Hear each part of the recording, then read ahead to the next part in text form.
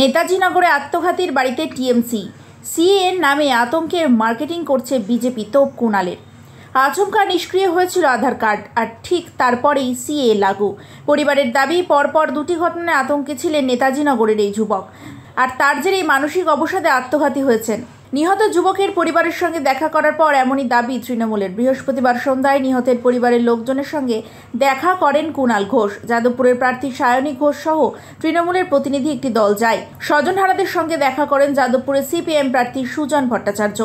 মৃত যুবকের বাড়িতে সিপিএম প্রার্থীর সঙ্গে সৌজন্য বিনিময় করলেন তৃণমূল প্রার্থী সায়নী ঘোষ। নিহতের পরিবারের সঙ্গে সাক্ষাৎকারের পর এদিন কুণাল ঘোষ বলেন, ভয়ঙ্কর আতঙ্ক থেকে আত্মহত্যা করেছে।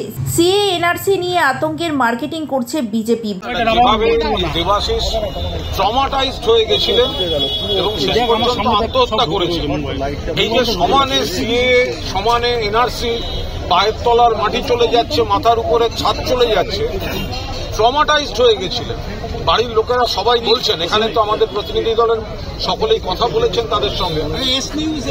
আমাদের পরিষ্কার বক্তব্য, এই যে মানুষের মধ্যে আতঙ্ক তৈরি, এর জন্য দায়ী কেন্দ্রীয় সরকার, এর জন্য দায়ী বিজেপি নেতারা, পরিষ্কারভাবে দায়ী।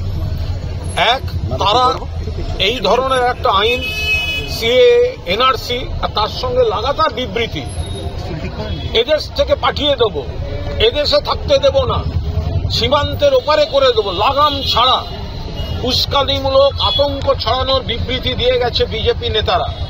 তারা প্রত্যেকে এই মৃত্যুর জন্য দায়ী। একদিকে মানুষ দেখছেন যে এই এনআরসি সিএ এইসব নাম করে দেশ ছাড়া করার হুমকি দেওয়া হচ্ছে, অন্যদিকে খবর পাচ্ছেন অসম বা ওই জায়গায় যেভাবে ডিটেনশন ক্যাম্প করে মানুষকে আটকে রাখা হচ্ছে, পরিবারে ভাঙন ধরে যাচ্ছে। কেউ একজন ডিটেনশন ক্যাম্পে আটকে, কেউ একজন ডিটেনশন ক্যাম্পের বাইরে।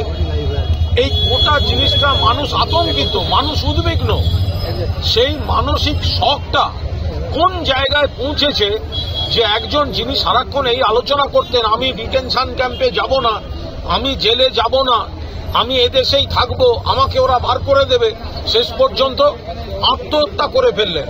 এর জন্য সম্পূর্ণভাবে দায়ী ভারতীয় জনতা পার্টির সেই নেতৃত্ব যারা এই সিএ এনআরসি করে আর এই দেশ থেকে বার করে দেবো, সীমান্ত থেকে বার করে দেবো, এই হুমকিগুলো দিয়ে গেছেন।